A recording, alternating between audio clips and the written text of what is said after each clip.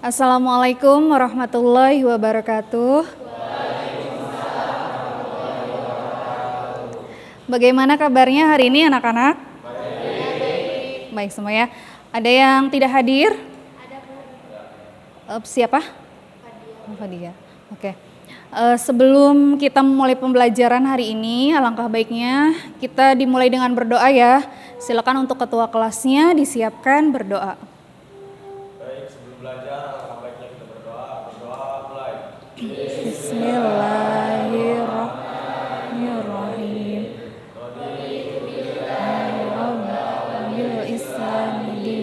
Wabi Muhammadin nabiyya wa rasulah. Rabbi zidni ilma warzuqni fahma. Sebelum belajar, kita memulai pembiasaan dengan membaca juz amma ya. Kita membaca cukup 3 surat aja. Silakan dibuka juz ammanya untuk dibaca. Dibaca surat An-Nas, surat Al-Lahab, dan surat Al-Kautsar. Dibaca bersama-sama.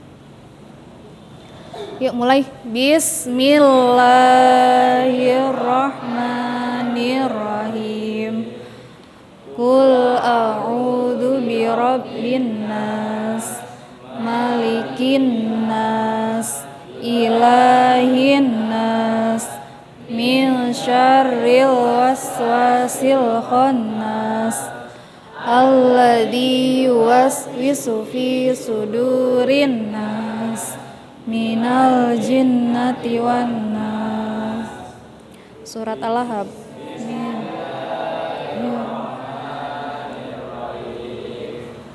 Tabat yada billahi wa tab, ma aghna anhu maluhu wa ma kasab, sayasla naran dzatal lahabi wa imra'atuh hammalatal hatab, fi jidha hablum mim masad. Surat Al-Kautsar. Bismillahirrahmanirrahim. Inna a'tainakal kautsar fasholli lirabbika wanhar, inna syani'aka huwal abtar. Shadaqallahul adzim. Baik. Pada pembelajaran hari ini kita akan belajar tentang iman kepada qada dan qadar. Nah, minggu lalu kita sudah membahas tentang kewajiban beribadah dan bersyukur. Nah, untuk minggu ini kita membahasnya pelajaran tentang iman kepada qada dan qadar ya. Oke ya. Jadi di pelajaran kita minggu ini ada beberapa kompetensi dasar yang harus kalian kuasai ya. Di sini yang pertama kalian harus bisa menganalisis makna iman kepada qada dan qadar. Kemudian nanti kalian akan mempresentasikan ya. Terus kemudian mengaitkan antara beriman kepada qada dan qadar dengan sikap optimis, ikhtiar dan tawakal. Nah, untuk tujuan pembelajaran kita hari ini, nanti kalian harus bisa menganalisis dalil-dalil yang berkaitan dengan iman kepada qada dan qadar ya. Kalian harus tahu surat, kemudian terjemah maupun kajian tajwidnya. Kemudian kalian juga harus bisa mengaitkan antara beriman kepada qada dan qadar dengan sikap optimis, tawakal dan ikhtiar ya. Nah, itu tujuan pembelajaran kita kali ini. Nah, kita mulai dulu dari makna qada dan qadar. Sebetulnya pelajaran iman kepada qada dan qadar sudah kalian dapatkan di tingkat SMP ya, sudah belajar ya. Oke, nah kita di SMK ada lagi pelajaran iman kepada qada dan qadar. Jadi mengingatkan kembali pelajaran dan melanjutkan ya. Nah, mungkin di antara teman-teman sekelas ini ada yang tahu pengertiannya qada? Oke, Erlangga, apa itu qada? Qada itu ketetapan pada makhluk hidup di mana makhluk itu tidak dapat bisa mengubahnya. Oke. Kalau arti qadar ada yang tahu? Silakan, Teti. Oke, ya. Betul ya yang tadi disebutkan oleh teman-teman ya, bahwa makna kodo dan kodar itu tadi apa? Kalau diartikan kodo itu bisa diartikan sebagai ketetapan ya atau ketentuan sejak zaman azali. Kalau kodar itu sama artinya dengan takdir gitu ya. Oke.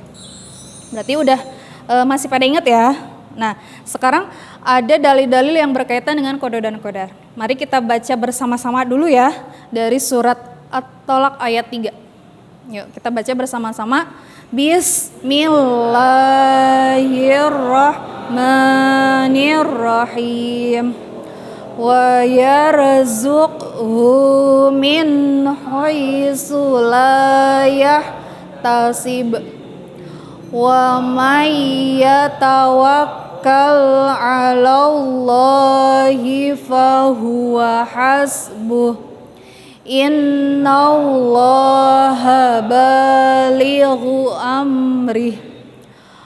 Qad ja'alallahu likulli syai'in qadra ya. Oke, sekarang surat Al-Furqan ayat 2. Kita baca bersama-sama. Dimulai bismillah.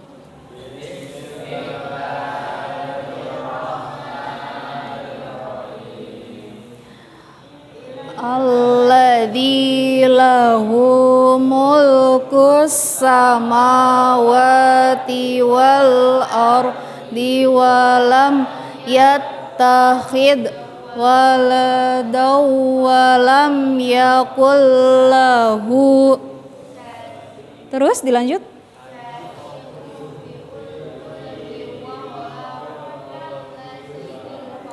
Oke, kok nggak kompak ya? Oke, Ibu minta Anita untuk membacakan terjemahnya dari surat At-Talaq ayat 3. Sebelah sana. Kelihatan? Oh, kurang. Raka aja. At-Talaq ayat 3.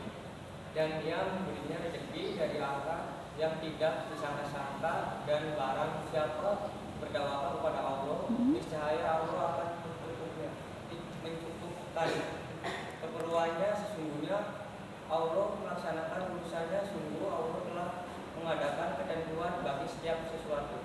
Oke, yang surat Al-Furqannya, Angga silakan dibaca terjemahnya.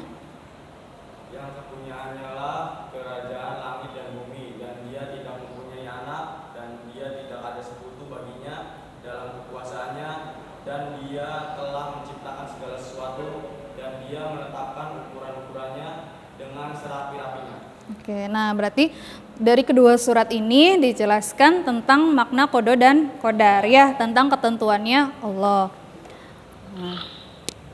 Nah, kemudian di sini ada 3 gambar. Coba yang pertama, kira-kira gambar apa ya itu? Kematian ya. Gambar yang kedua? Kelahiran. Gambar yang ketiga? Bencana alam. Oke.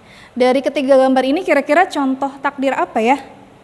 Takdir yang bisa dirubah atau yang tidak bisa dirubah?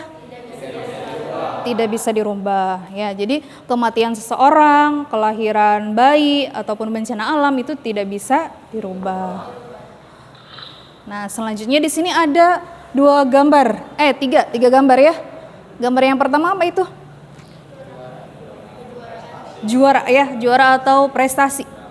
Yang kedua, orang kaya, orang miskin. Nah, dari ketiga gambar ini, contoh takdir apa? Oke, takdir yang bisa dirubah atau namanya apa tadi Angga? Takdir mu'allaq. Kalau yang tidak bisa dirubah namanya takdir apa? Takdir mubrom. Ya, oke ya, sudah bisa membedakan ya. Nah, sekarang kalian coba amati gambar di bawah ini. Nomor mana yang bisa berhasil mengubah takdir dan berhasil, kira-kira yang mana? Gambar 1, 2, 3, 4. Nomor 3 berhasil. Nomor 2 berhasil. Oke. Ya, nomor 2 dan 3 menunjukkan berhasil karena dia ada usaha, kemudian di situ digambarkannya dia tetap berpegang teguh ya kepada ajaran gitu, ajaran agama Islam gitu ya. Kalau yang nomor 1 dan nomor 4, dia ada usaha, cuman dia tidak dibarengi dengan tawakal, dengan berdoa ya. Jadi akhirnya dia jatuh kan meskipun dia usaha. Oke. Ya. Oke. Ya. Mari kita saksikan video berikut ini ya. Kalian amati dulu.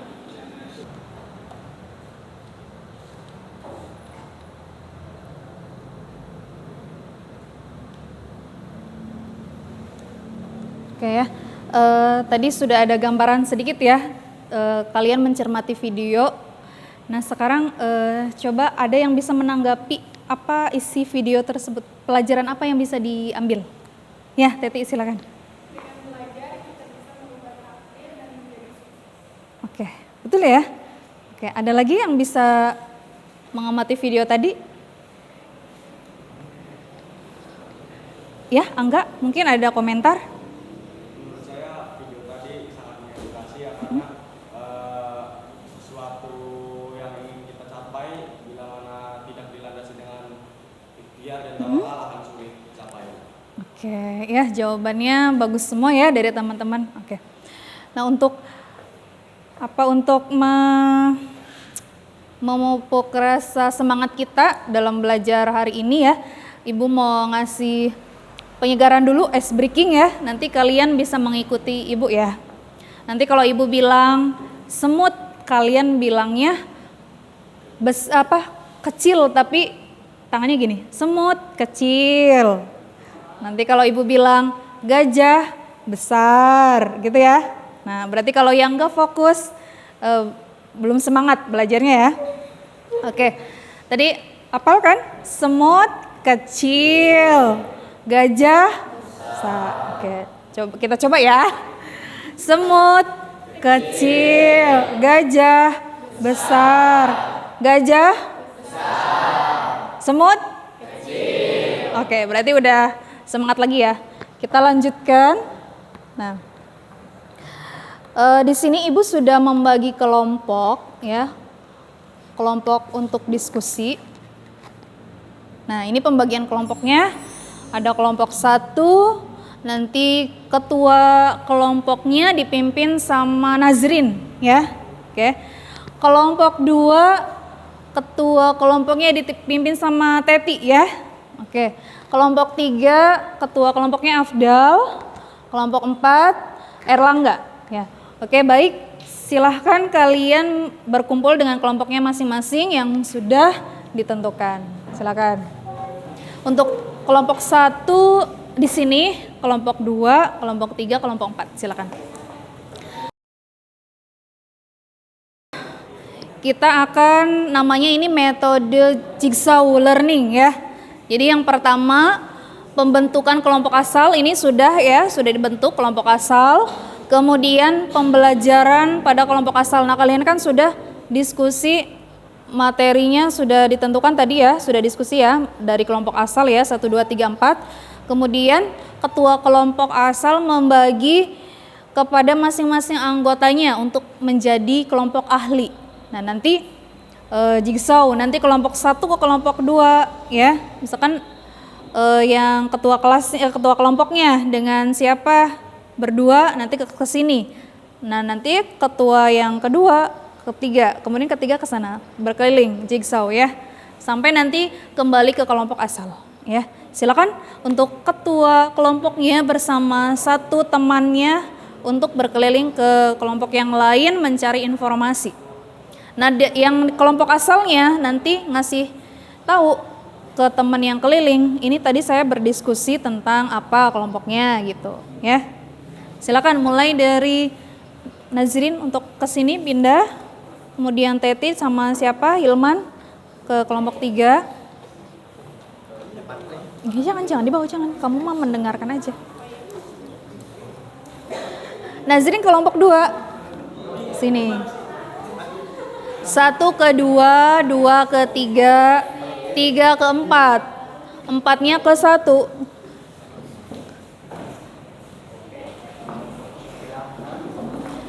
Silakan yang kelompok asalnya menjelaskan kepada kelompok yang lain. Tadi berdiskusi tentang apa? Dikasih tahu ya.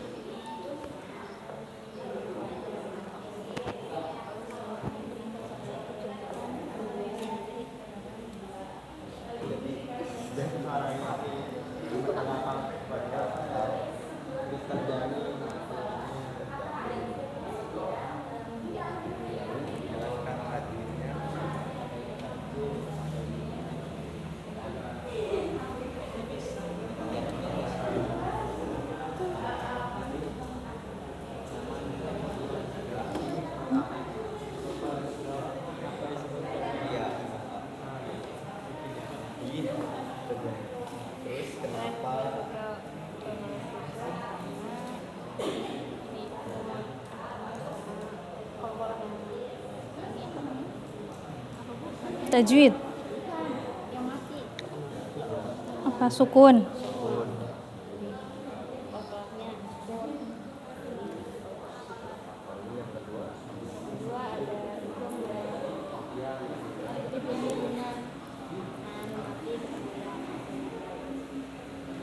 Oke, cukup ya. Silakan untuk berpindah lagi ke kelompok yang lainnya, bergeser ke sana lagi. Ke sana, Nazirin, ke sana.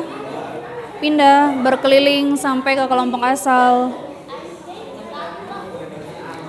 Erlangga ke sini, yang itu ke situ.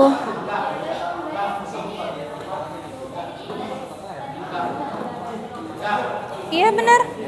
Angga ke sini.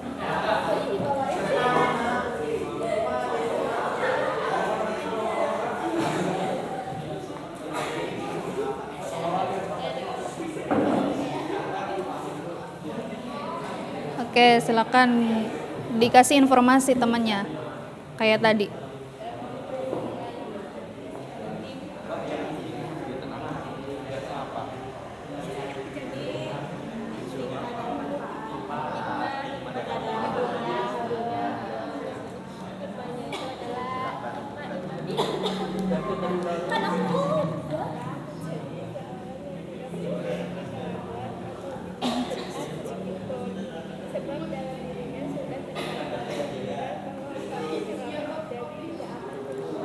Berarti nanti Teti ke kelompok 1 ya. Nazrinnya ke sini. Terus kamu kembali ke kelompok kamu lagi, terus Nazrinnya ke situ lagi, ya.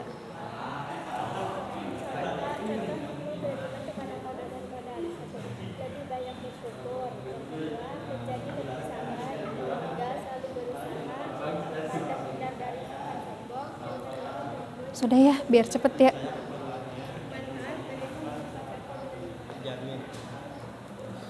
Sudah ya, biar cepet ya. Pindah ke kelompok lagi ya. Silakan jigsaw lagi ke kelompok berikutnya. Pindah lagi ya, Kak.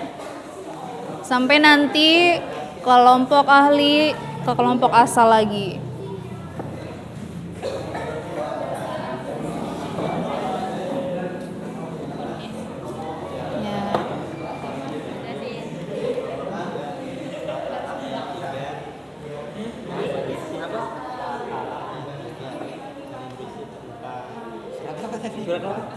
At-Talaq. Yang berisi tentang orang yang bertawakal kepada Allah.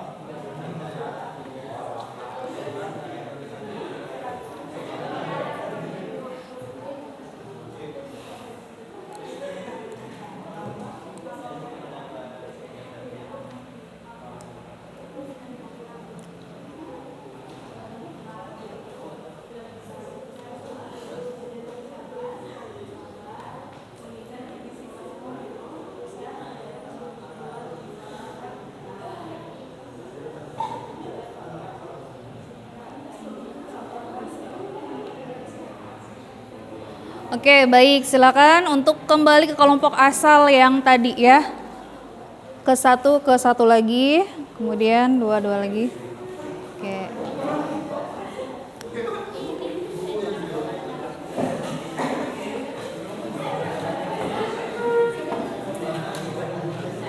Ya.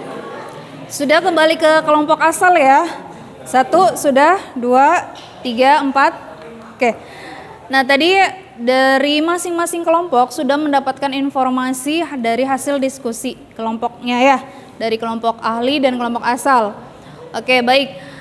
Sekarang silahkan untuk menyimpulkan dari masing-masing kelompok, dari kelompok 1, 2, 3, 4. Kalian bacakan hasil kesimpulan dari diskusi kalian. Silakan untuk kelompok 1, siapa yang menyimpulkannya? Assalamualaikum warahmatullahi wabarakatuh. Waalaikumsalam warahmatullahi wabarakatuh. Kami kelompok 1 menyimpulkan menemui kajian tajwid yaitu berjumlah 3 dalam surat Al-Furqan ayat 2. Ya, Assalamualaikum warahmatullahi wabarakatuh. Oke. Silakan sekarang kelompok 2. Assalamualaikum warahmatullahi wabarakatuh. Kami dari kelompok 2 menyimpulkan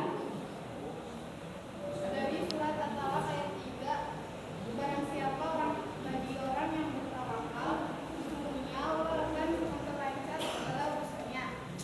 Dan kami menemukan 3 tajwid. Yang pertama,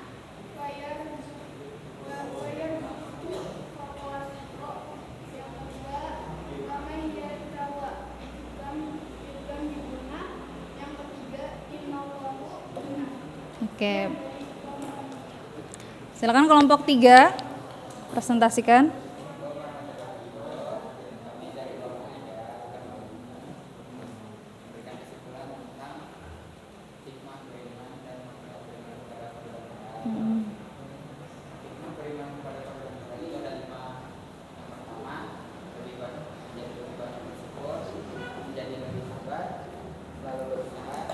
Terhindar dari sifat sombong dan membuat jiwa menjadi lebih tenang. Manfaatnya, seseorang yang beriman kepada qada dan qadar akan mendapatkan ketenangan jiwa. Hal ini dikarenakan ia merasa senang dan menerima dengan ikhlas atas sebuah ketentuan Allah Subhanahu wa Ta'ala. Sekian dari kelompok 3. Assalamualaikum. Waalaikumsalam warahmatullahi wabarakatuh. Silakan kelompok 4. Angga. Baik, saya dari kelompok 4 akan menerangkan tentang keterkaitan antara sikap optimis, ikhtiar, tawakal, dan berdoa. Optimis sendiri merupakan sikap untuk terus berjuang secara bersungguh-sungguh sampai akhir. Sedangkan tawakal bisa dibilang sebagai puncak tertinggi keimanan. Biasanya sikap ini akan beriringan dengan optimis dan ikhtiar. Oke. Konon sikap tawakal akan datang sendirinya jika keimanan seorang sudah matang. Jika butuh proses dan ketakwaan yang tinggi supaya dapat menjadi pribadi yang tawakal. Berikut ini ada contoh dari sikap tawakal. Udah cukup. Udah nggak apa-apa. Nggak apa-apa, cukup udah. Duduk aja, duduk. Ya, Angga cukup ya. Terima kasih untuk presentasinya. Oke, baik. Ya. Untuk pembelajaran kita hari ini sudah selesai ya. Ibu mau kasih apresiasi untuk kelompok yang tampilnya lebih bagus ya. Untuk kelompok 1 Ibu kasih apresiasi ya. Nilainya yang 90 ya. Oke. Kebanyakan tadi. Baik. Sebelum kita menutup pembelajaran hari ini, Ibu sudah membagikan LKPD yang sudah dibagikan ke grup ya. Nanti kalian tinggal isi lembar kerja siswanya ya. Nanti dikumpulkan. Oke. Untuk minggu depan kita bakal ketemu lagi ya, pelajaran agama dengan materi yang berbeda tentunya. Oke. Ibu cukupkan hari ini untuk pembelajarannya. Assalamualaikum warahmatullahi wabarakatuh.